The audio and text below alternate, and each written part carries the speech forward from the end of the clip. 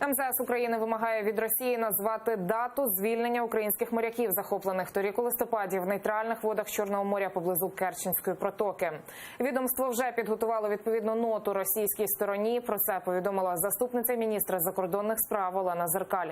У своїх вимогах Україна спирається на рішення Міжнародного морського трибуналу негайно звільнити усіх 24 військовополонених та захоплені кораблі.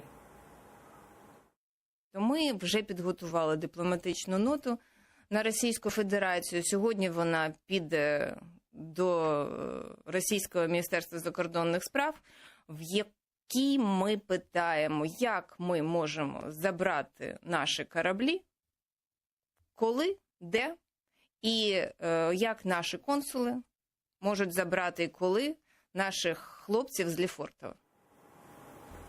Нагадаю, в листопаді минулого року російські силовики обстріляли та захопили в нейтральних водах Чорного моря 3 українські військові кораблі. Усіх 24 членів екіпажу взяли у полон. Україна звернулася до Міжнародного трибуналу ООН щодо подій в Керченській протоці. По суті, позов розглядатимуть пізніше, а 25 травня трибунал оголосив про тимчасові заходи, ключовий з яких – звільнення моряків.